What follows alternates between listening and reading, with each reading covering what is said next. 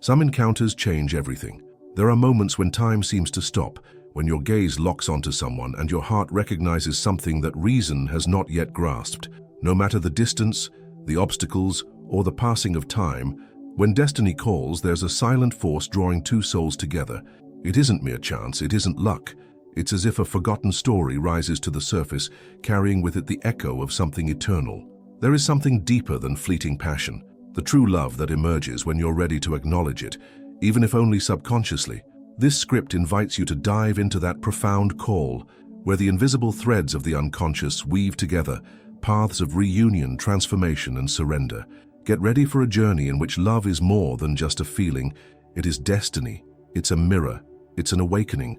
Leave a comment saying, "I believe in the power of true reunion." When we speak of true love as something inevitable and guided by destiny, we enter the symbolic realm of Carl Jung's analytical psychology. For Jung, significant encounters are not mere coincidences. They are manifestations of the collective unconscious, expressed through synchronicity. Events that, although lacking an obvious causal connection, carry profound meaning for those who experience them. In this way, when two people meet unexpectedly and intensely, it feels as though their unconscious minds had been in dialogue long before their physical meeting took place. In this context, true love is the mirror of the journey of individuation, the process by which every human being strives to become whole by integrating the parts of themselves that have been denied or projected onto others. Often, the person we fall in love with carries the projections of the anima or animus, the unconscious representations of the feminine and the masculine within us. When we fall in love, we are drawn to parts of ourselves that we have not yet acknowledged, parts that the other seems to awaken. Destiny then isn't a fixed path, but an inner call to evolve. True love becomes a unique opportunity to integrate our shadow, what we deny or fear, and at the same time to recognize the divinity in the other. When the encounter is genuine, it transcends time and obstacles. It transforms, challenges, heals, and reveals.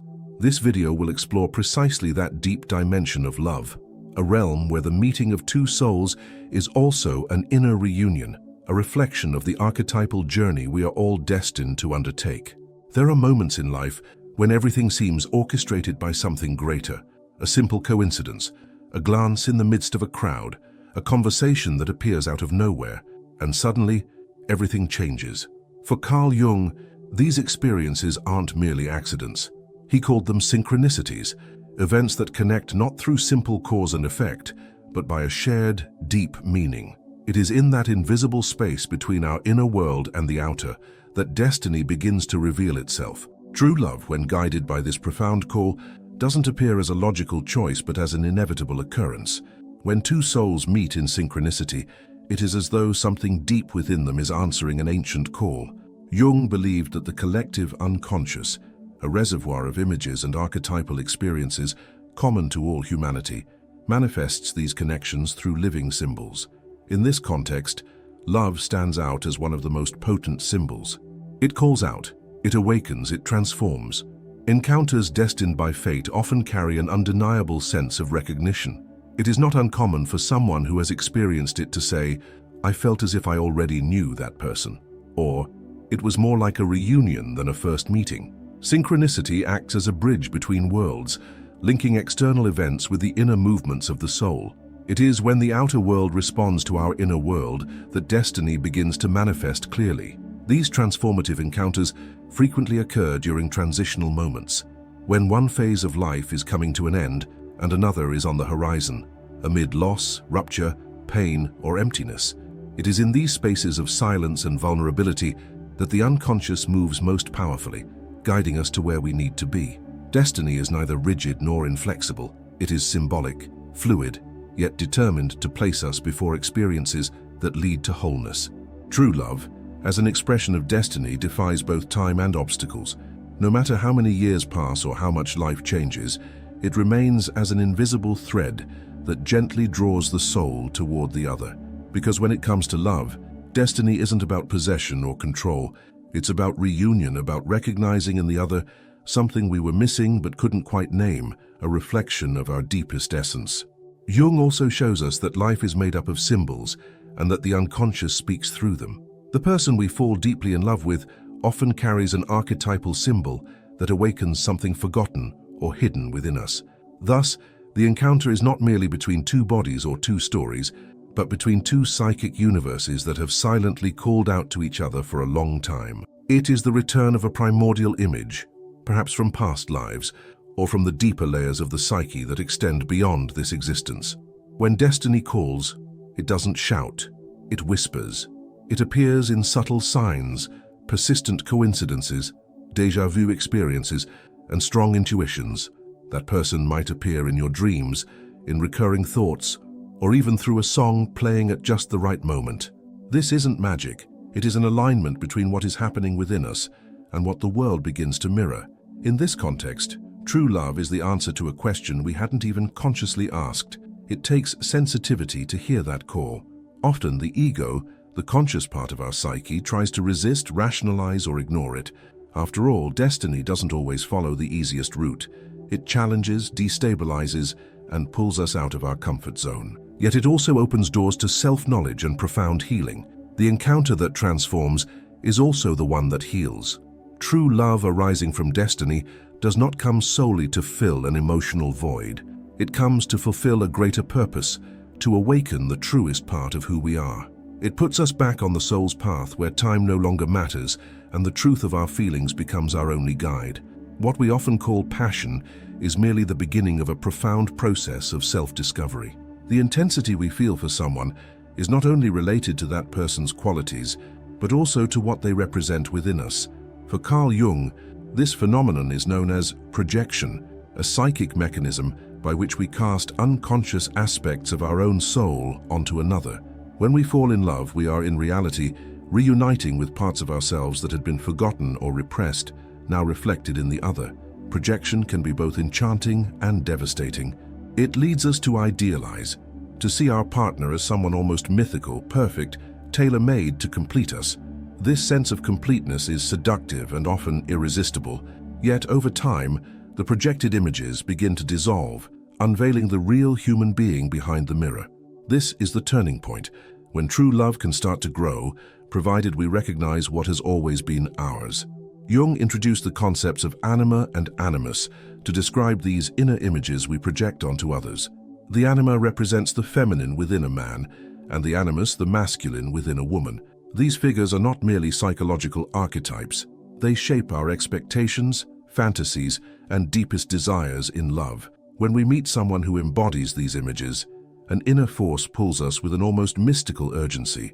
It goes beyond physical attraction or emotional affinity. It is an archetypal recognition on a subtler level. In this stage, love becomes like a rite of passage. It places us before the other, as if looking into a mirror. Every gesture, every reaction, every silence reveals something about us.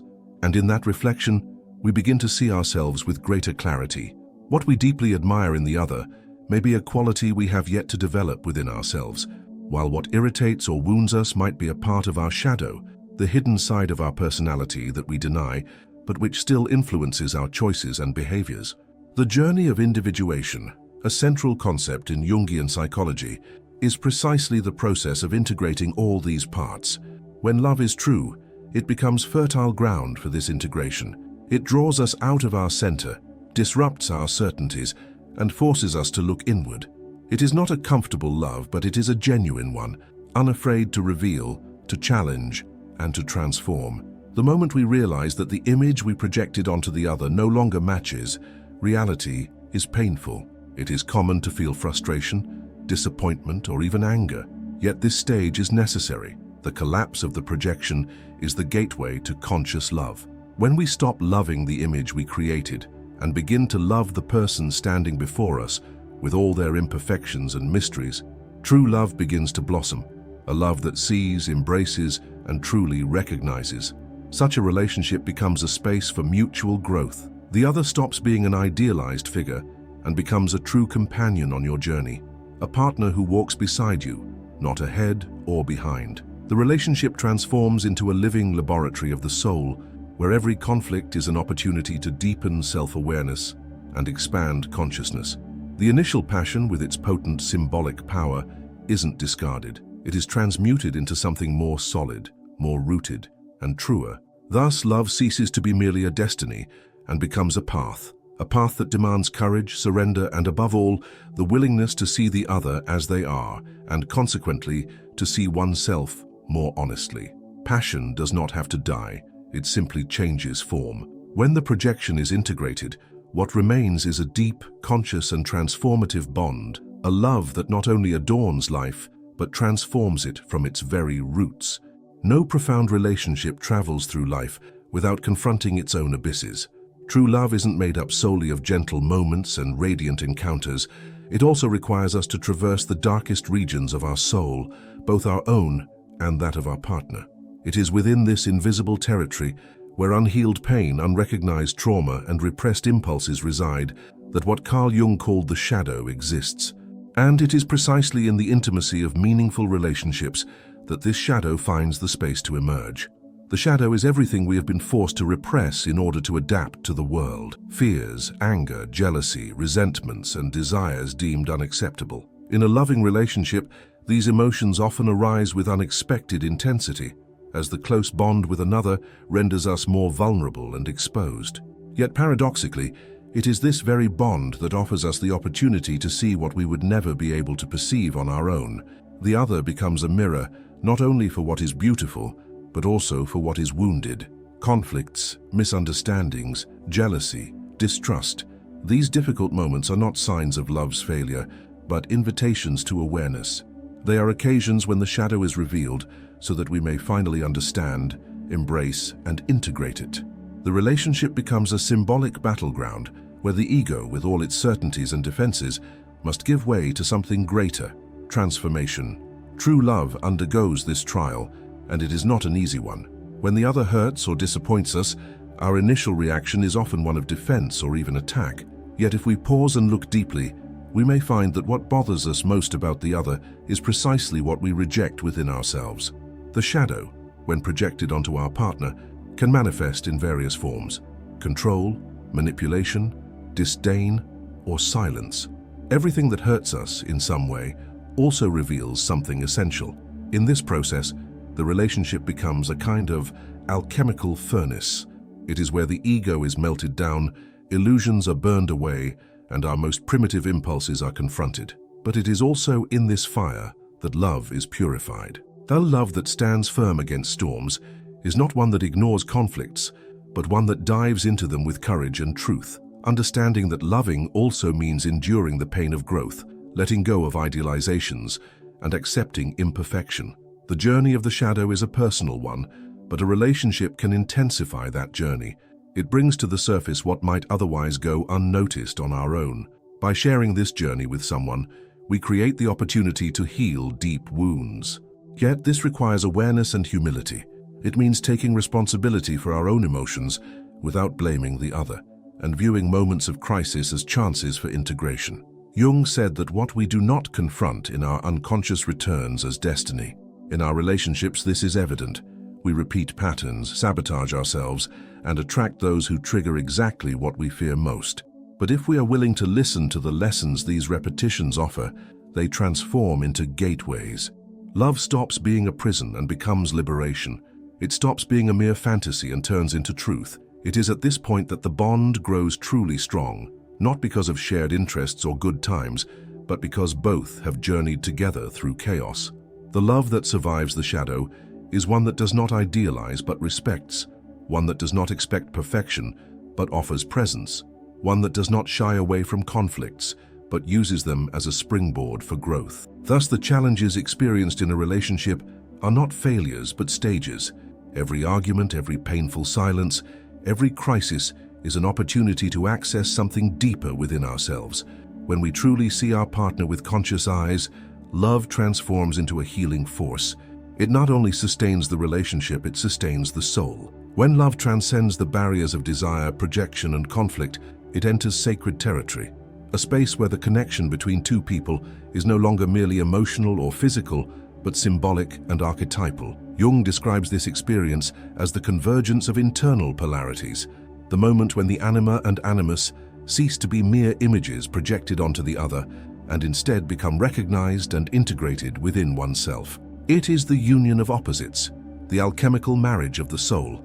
And when this occurs between two conscious beings, something rare and transformative is born: total love. The anima, the representation of the feminine in a man, and the animus, the manifestation of the masculine in a woman, serve as bridges between the ego and the unconscious. Initially, we project these figures onto real people. They appear in our dreams, our impulses, our idealizations.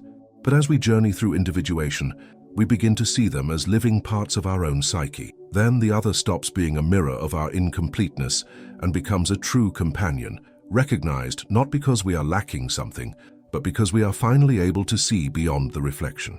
The reunion of souls at this level of consciousness is deeply symbolic. It is no longer driven by a need to fill a void, but by a desire to share wholeness. In this bond lies a silent harmony that requires neither proof, possession, nor control. It is the acknowledgement that true love is not fusion, but communion. Two souls that, in meeting, do not nullify each other, but rather expand together. This union is sacred because it reflects the very movement of the soul toward wholeness.